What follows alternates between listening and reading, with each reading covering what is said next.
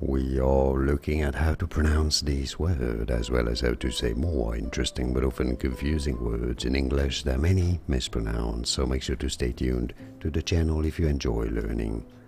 Constitutive. Now, two slightly different ways of pronouncing it.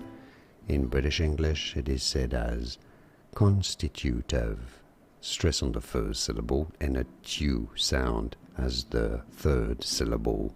Constitutive. Now in American English it is said as constitutive, constitutive, with a tu sound as the third syllable rather than a tu sound. Constitutive or constitutive.